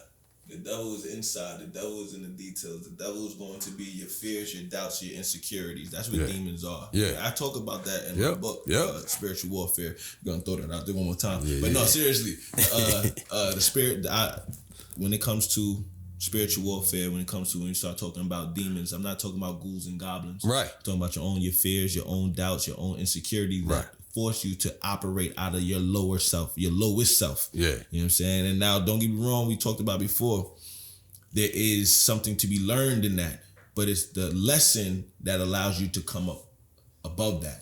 It is the lesson that you can't dwell there. You can't dwell there, but you have to be able to overcome that so that you can and I don't say this in a physical way to say overcome or conquer, but to operate outside or operate above your fears, your doubts, and right. And that's what should have happened in that incident. Yeah. They should have been operating outside of their fears, their doubts, and insecurities. And whatever happened, however the story played out, somebody was operating right. their doubts, their fears, and their insecurities. Right. So, this is an example, and you know what? Even with Kanye, I want to say this, and this is it's probably going to be controversial to people. But if Kanye runs for president, I'm voting for Kanye. Oh my God, you're crazy. How are you? Nah, what? Why? Trump. Biden won. Hold on. I don't even think Trump was even all that bad for the country. Nah, I think he was a bad image for what the country wanted to represent, but it wasn't inconsistent with what the country is. So when I say Trump, I don't mean into actual his whether he was adequate or whether he did. I mean just the persona of a Donald Trump to run. If a persona like a Donald Trump can run, then a persona like Kanye West can run. Now, me myself, I've taken a vow never to participate in any type of foreign European power structure that I can control. You know what I'm saying? Obviously, capitalism, we're here. You know what I mean? And that's just my stance on it. If you want to argue, we can definitely argue. Because they can talk about go vote. Yeah. Nah, come sit down. I'll tell you why I'm not going to. Yeah. But outside of that, Kanye West, yo, go listen to his interviews. Yeah, listen to all of what he's saying. All of what he's saying. Like, you don't have to agree with everything. And again, you don't have to agree with none of it. But the point is, he's not really telling you nothing incorrect. He's just saying some things that everybody else acts like ain't happening. Even in the choice conversation. And I only put it this way. I hear a lot of people say, man, you wouldn't be treat me like that. If I was in slavery, I had to fight till I'm dead. Just the fact that you can say that means that you think slavery's over. There's a choice. Oh, that's it. There was a choice. Right. I like how you put that. I've said it myself. I like that. I've said, man, I couldn't be around at this time. You had to kill me for all that. Why? Because I'm going to choose to fight. So when he said what he said, people took it as, you know what I mean? And that's the media gonna blow it up. Right. But you make a good point. If you have the ability to say, couldn't be me, then that you're assuming you're saying it was a choice. And then for me, some people didn't necessarily have the choice because they didn't know there was a choice of freedom. They grew up in that. Into that so psychological I get that. Of slavery, until they heard about a revolt.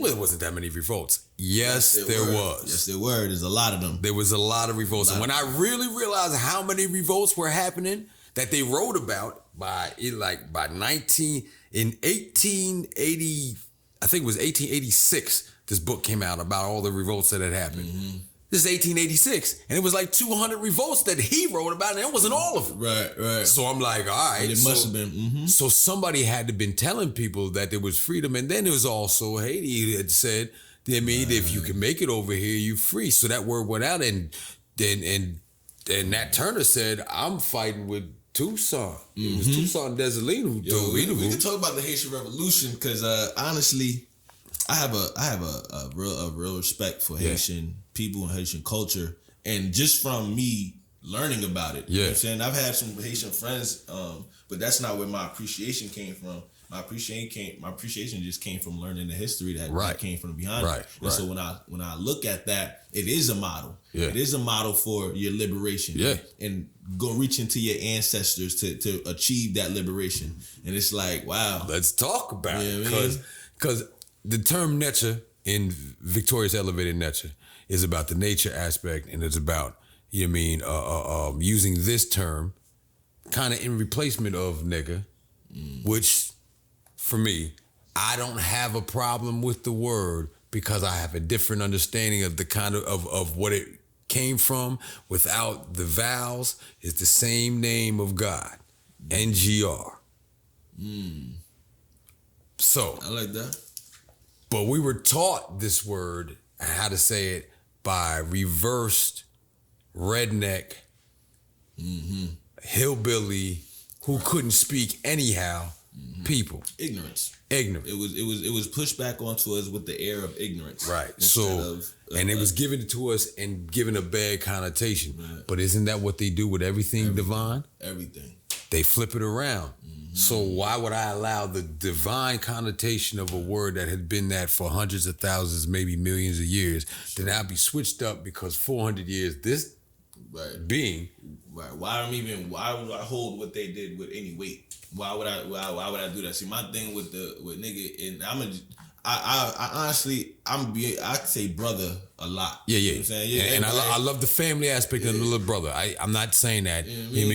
But if you really get and I'd be like, yo, what's going on, good brother? Yeah. You know what I'm saying? What's up, good brother? All right, brother. And we need to remind each other of this. You know what I'm saying? You know what I mean? But when I do say nigga, it's because I know that because of who I am, because of where I come from, who I come from, I have the power to take anything and create it for what I am, for why I want to use it for. That's the power that was given to me. Right. I am a creator. Do you know why I'm a creator? Because I came from creation. I came from the creator. So I know if you give me anything, alchemy, you give me any element on this earth, and I can change it and form it. Exactly. Because that's the power that was given to me. It's the purpose and duty. It's your responsibility to do that. Right. Yeah, that word again.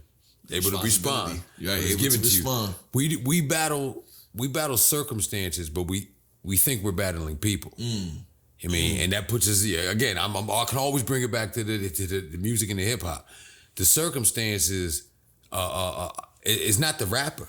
Right. I mean, the problem is not the rapper or the artist. They have a responsibility to what they say. But it's the circumstance that they're in that's causing them to do that. You give them a different circumstance, you're going to give them a different outcome. And so, so if that's the case, because you could be in one circumstance where you fighting this dude right here, circumstance changed, you both are now fighting that circumstance. Your enemy has now become your ally. Right. So that's wild, because that's exactly what it is. We battle against the circumstances that were everything.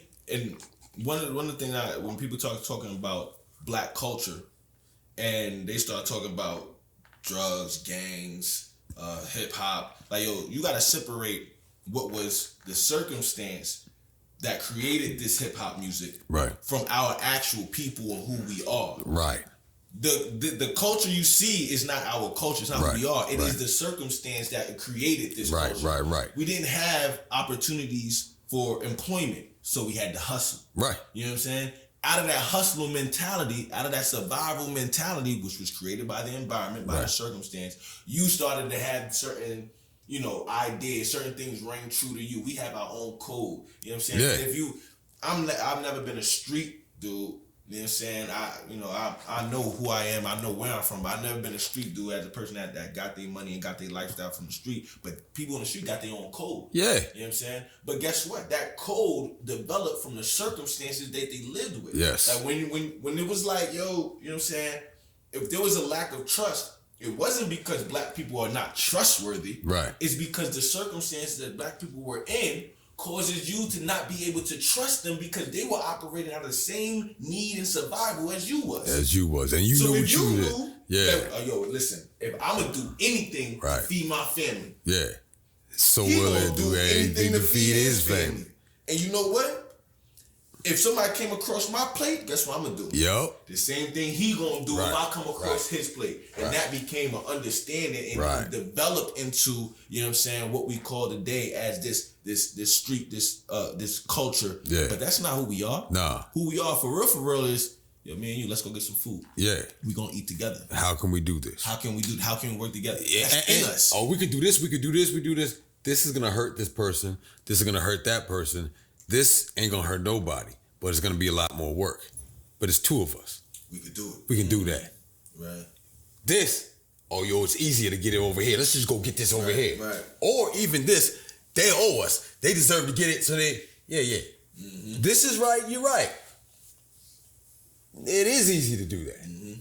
But this is better. And these both came out of circumstances. Circumstances. You know what I mean? Yep. And one thing I always say about this European culture, if you look and study European history, their origins, they came from a harsh environment. Yeah. They came from an environment of black. They came from an environment of survival. Yeah. They came from a dog eat dog, literally dogs.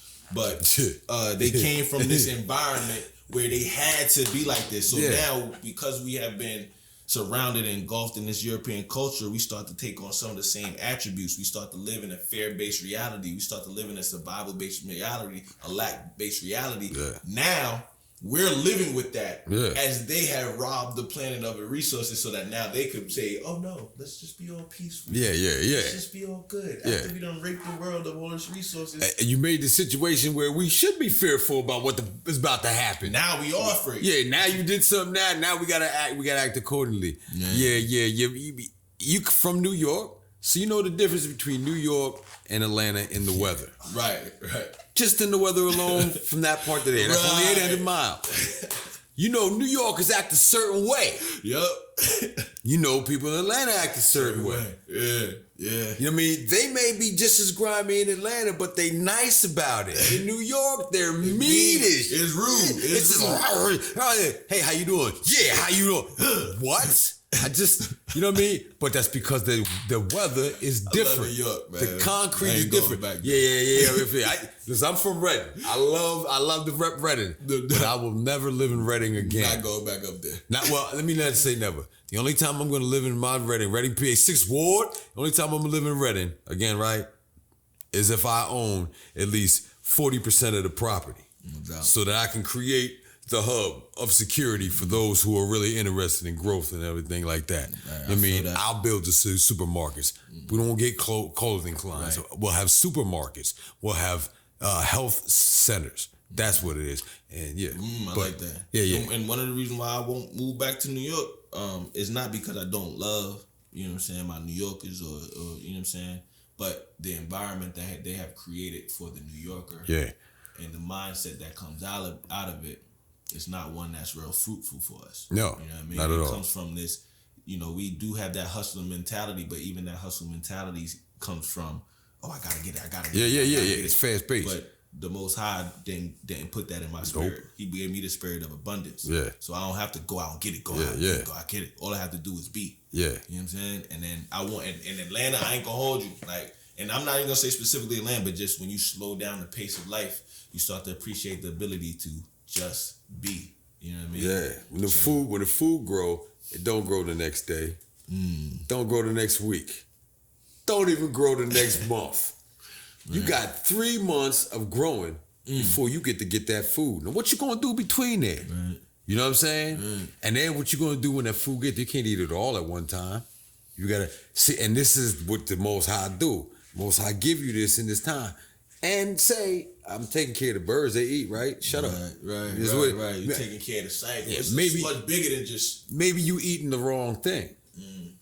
Yeah, I don't have no food. No, there's food everywhere, but you ain't eating the food I just provided for you. Man. And this is what needs to be, the mindset has to be rearranged so that what they're seeing as positive is really the negative, pulling them out, you know what I mean, of their positive, most high developing goal. And we remind you of what you was made to forget, and we don't care nothing about how you think it's gonna sound, or it's gotta sound like this. No. This is what the Most High told me to say. I'm gonna say it. But you said this, that, and you cussed. That's just another form of communication in my expression. But understand what I was talking about. Sure. To the elders, please forgive us if that offends you.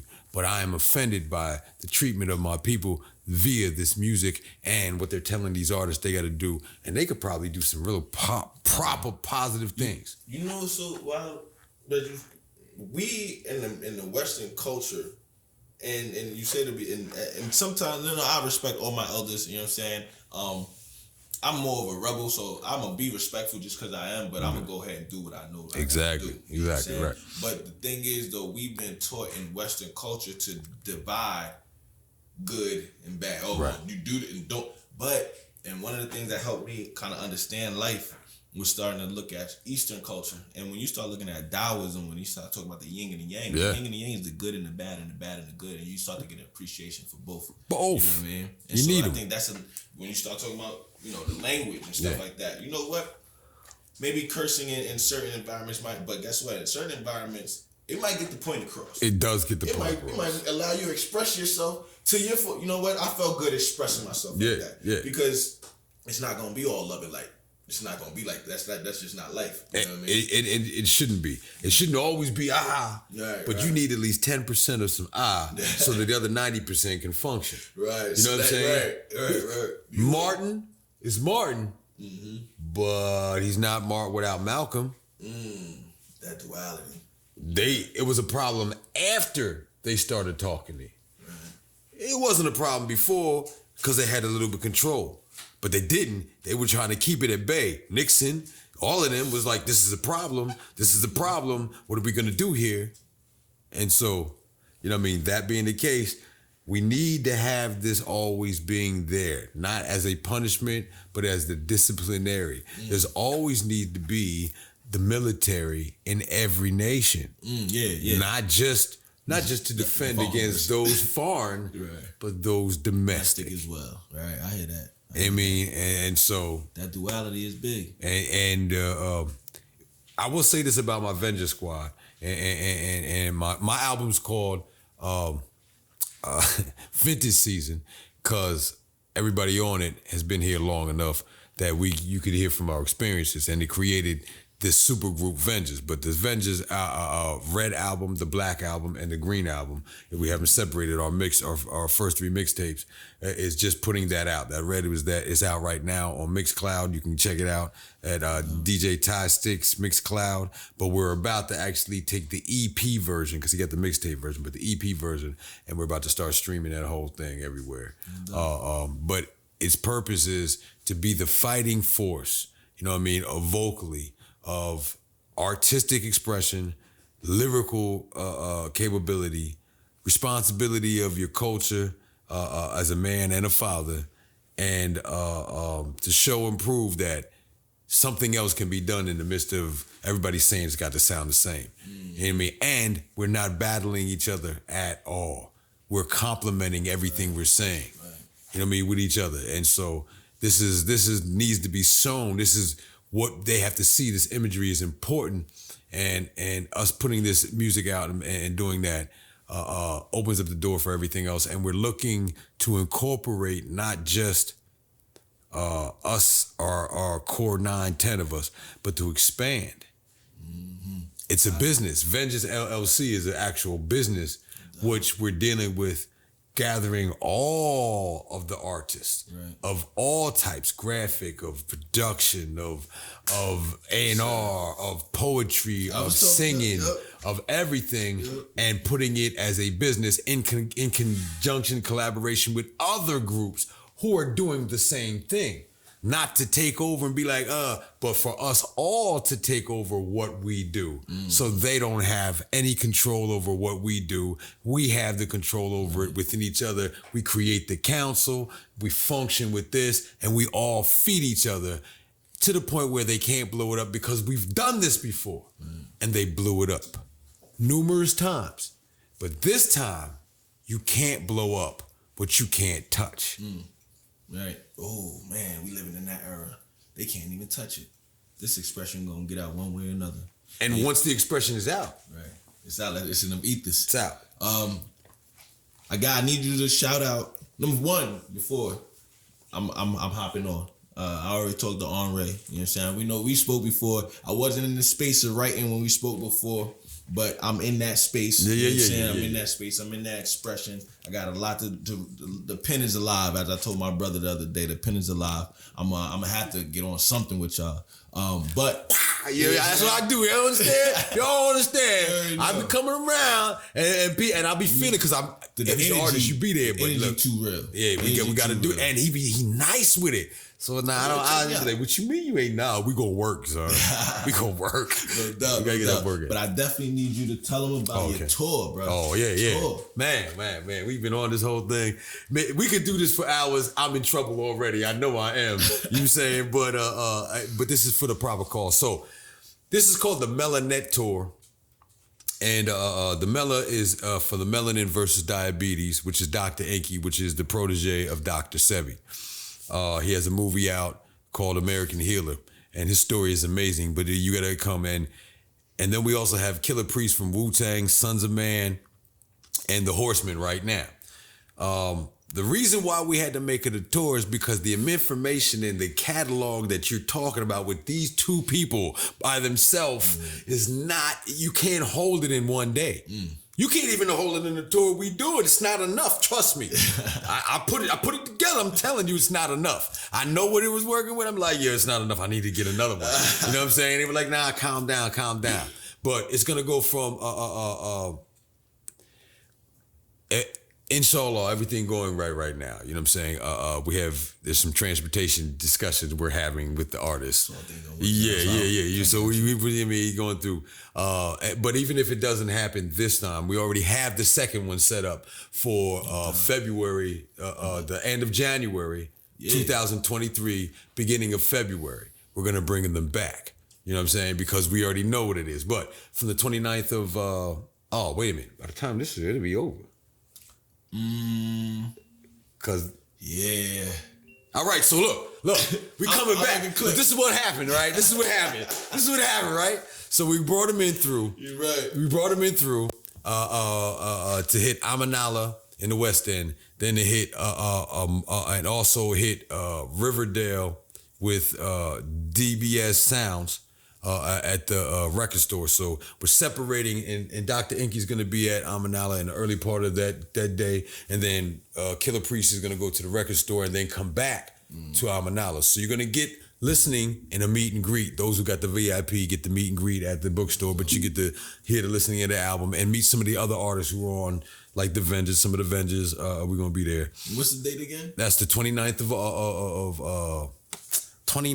of November. Starting off that Tuesday. It's difficult because I changed up the names of the dates. The days, it's not Tuesday to me, it's Ujama. You know what I mean? Okay. You know what I mean? I'm still on Nguzu Sama, not Kwanzaa, but the Nguzu Sama. Yep, You know what I'm saying? I do it all year round instead of all that. You know what I mean? So it's hard work for me to say Monday, Tuesday, Wednesday. I've been doing this 10 years now. Okay. So that's what you're hearing. It's like, Today what's is going on? cooperative economics. Yeah. Tomorrow is collective responsibility. Working responsibility, right. This is what I'm saying. So, which is a whole different story. We can talk about it another time. But on Tuesday, we starting off, we're doing Amanala, then the record store, then back to Amanala. Then after that, Wednesday, we're going to Nubian bookstores in Morrow. After Nubian bookstores on Thursday, we're going to Skybox. You're going to be at Skybox in the nighttime. And then after the Skybox, we're going to Black Dot Bookstore. And then after Black Dot Bookstore on that Friday, we're going to the Atrium. And then after the Atrium on Saturday, we're going to Kaz and Co. I messed up the name. Please forgive me before and the other announcements. I got to say this right. Kaz and Co. in Marietta. That's about to be our home. We're going to be, by the time you see this, we're going to have like 3 or 4 Jones. You mean, that's going to be our home. But they much love. They're doing a lot of things there. So we're doing this. And then on that Sunday, we're gonna see what it feels like and just go somewhere. I think we're gonna have a little something at my house, and then we're gonna pregame, and then we're just gonna go out. Now I haven't watched football. I'm not really watching that thing, but people do such and such. But we're gonna be somewhere in the public, so if you've seen us, you know where we came from. By the time you see this, right, you know what we did. And the reason why we're doing that is because we've watched people put together shows, you know what I'm saying, and not have enough people coming through. And then we watched people put together shows and a bunch of people came through, but they didn't charge at the door. But that's hard to do if you have an artist or if you have somebody coming through, you got to pay.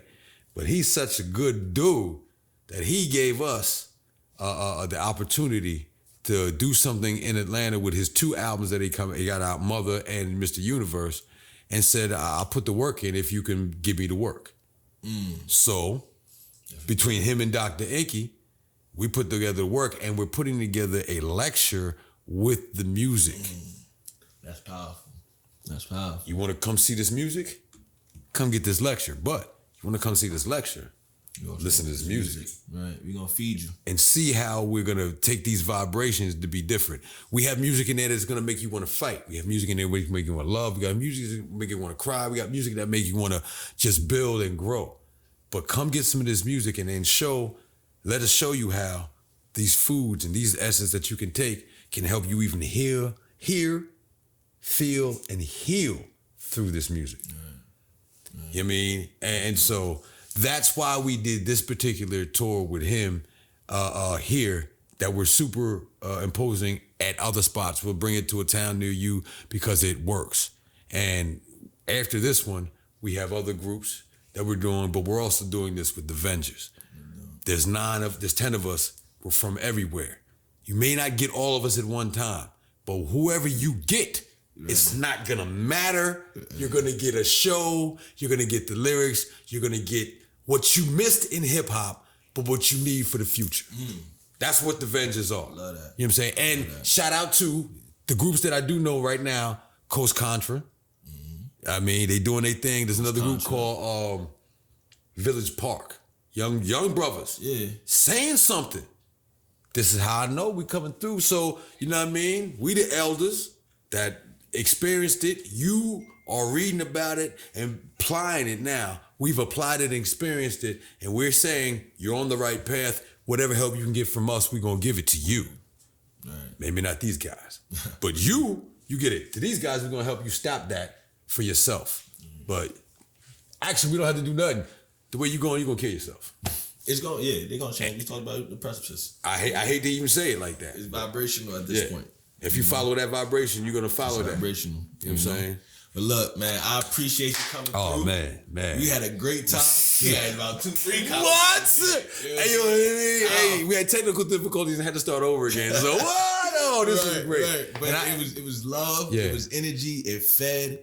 And you know what? To be honest with you, man, that's exactly what I want this podcast to be. Right. You know what I mean? We talked about our community. We talked about our growth. You know what I mean? And for so many times, you know, you get people outside of our community speaking for our community. And so right now we got brothers in the community that's doing the work in many different ways. Brothers and sisters, because you know got some sisters on the program as well. But I definitely want to give a shout out to everyone that's doing work in community, especially my brother right here. Salute.